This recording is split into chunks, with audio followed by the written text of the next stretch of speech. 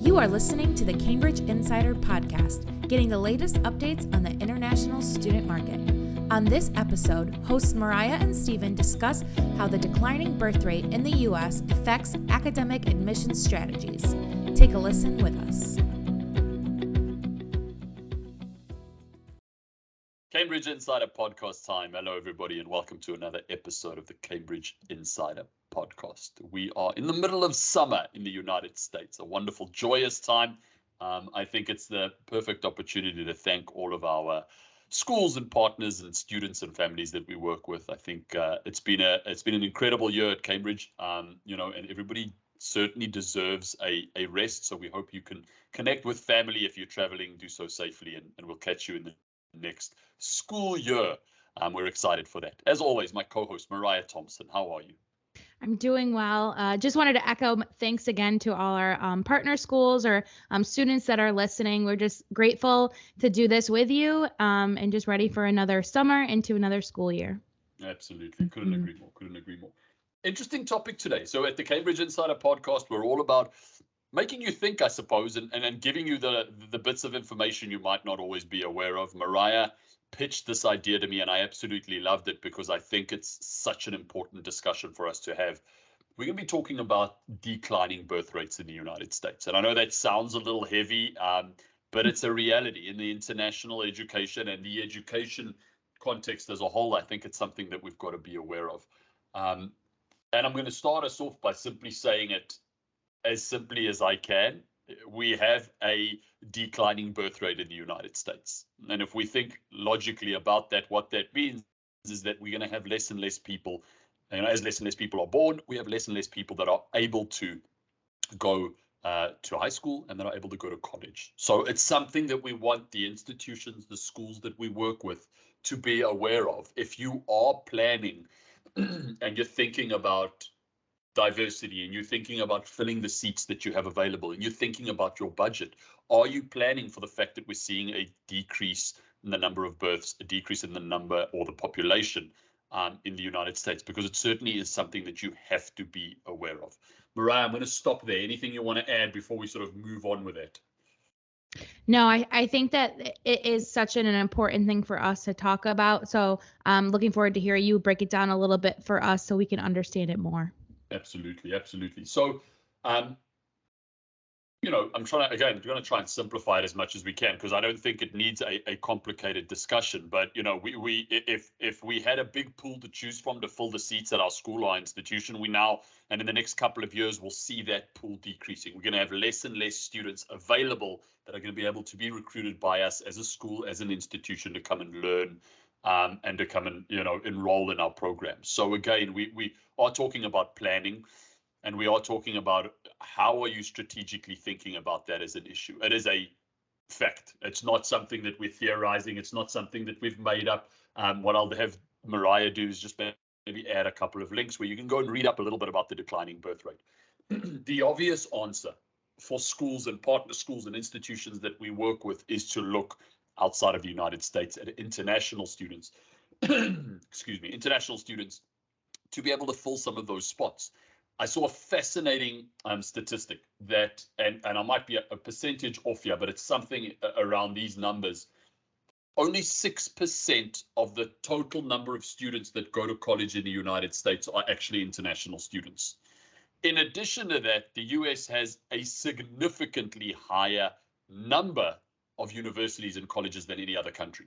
So proportionally, we have a lot of room for expansion. We have seats available. But again, with this declining birth rate, are we going to have an eligible pool of students available in the next couple of years and beyond that as well to be able to fill those seats? So again, as an administration of a school, of a university, what are you doing?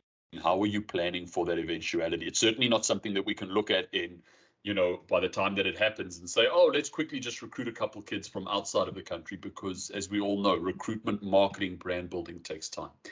Yeah. The obvious answer, and I don't want this to sound that obvious because it might not be, but the obvious answer is let's look internationally. Let's look at how do we brand, how do we market our programs abroad so that we can increase the number of international students that are filling the seats in our schools in our colleges, in our universities. Not just adding that diversity that so many schools thrive on, but also thinking about, of course, we have these seats available. We can't run at a half-empty school or a half-empty college. We can fill these seats with students from outside of our borders. Mariah, your thoughts, your ideas about that? Yeah, I think when it comes to talking about birth rate and then thinking about your future strategic planning, any leader knows that you have to think years ahead versus just in the now. So if it doesn't affect you right now, think about maybe the couple years ahead and what we're seeing and how it relates to that. Getting ahead in the game, getting your name out there ahead of time to recruit internationally. The time is now to do it, because in a couple years when we see it, you already want to be in the game. So Absolutely. Yeah, definitely. And when we do think about, just from a Cambridge side, some of the solutions that we offer, some of those are long-term solutions. Side engine optimization, is a longer-term solution for schools to build their brand, to build a narrative around their program, and eventually students start to say, I want to enroll in that program because I've been seeing this a lot. I've been hearing about this a lot. Some of our solutions absolutely are short-term, but I do think the sooner the better. And this is something that schools have to be aware of. I saw a fascinating article, and I'm hoping Mariah, who's a tech whiz, will be able to find this for us, but saw a fascinating article on Japan. I believe it was around 2005 that they faced a very, very similar situation where they had, because of the low birth rate, many of their tertiary institutions had declining numbers of students coming to those institutions. And it's not as easy as just saying, oh, well, I'm just going to have a half full classroom. You have to maintain staff, you have to maintain administration, you have to maintain, college grounds and campuses. So, and they went on a, I suppose, focused a lot on this digital marketing idea and building their brands internationally. They were able to recruit a significant amount of students and actually make up that balance of students that they didn't get internally from students outside of the country. It's a huge success story in terms of combating declining birth rates, but also a huge success story for digital marketing and using digital marketing to build your brand, to make people aware of your program, whether you be a high school or a college, making people aware of your brand and ultimately increasing your applications and enrollment. So I'm hoping Mariah is going to be able to pop that on our show notes for us, and you can be able to do a little bit more reading on that. I actually just looked at it the other day, so I have it. So I will definitely put it in the bio. Give it a read. It's good stuff. Absolutely. I want to say more, but I think the simpler we keep this episode, the better. The goal here really is to make everybody listening to this aware that this is a fact, this is a challenge, this is something that we're seeing.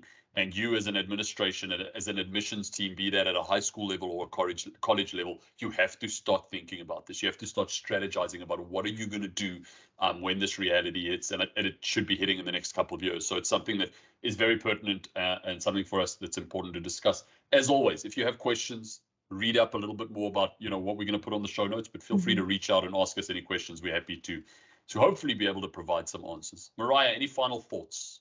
Yeah, I just want to say too, we're not trying to scare you. We're just trying to be realistic of what the world looks like right now, especially after this pandemic. I know it seems like everyone is having babies right now just because that's the nature of what this pandemic brought on. But we're still seeing effects from a decade ago of what was happening around then. So yes, our world looks different right now, but we're still in the effects of what happened 10 years ago. So that's why we just want to bring it up, have a conversation, let you know that we're on it and we're here to help. Absolutely. The final thing I will say is that sometimes it's difficult to see something that's maybe not as tangible. A rival university opens its doors right next door to yours.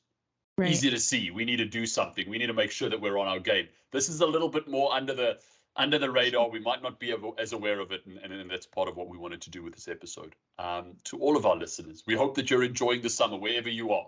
It's not summer everywhere in the world, so if you are in a place where it's a little chilly, we hope that you're enjoying a little warmth, and we'll catch you on the next episode of the Cambridge Insider Podcast. Bye-bye, everybody. Thanks for listening to the Cambridge Insider Podcast. Don't forget to like and subscribe to our YouTube channel to never miss an episode. For more Cambridge updates, follow us on Facebook, Instagram, and LinkedIn. Have a great week and stay connected.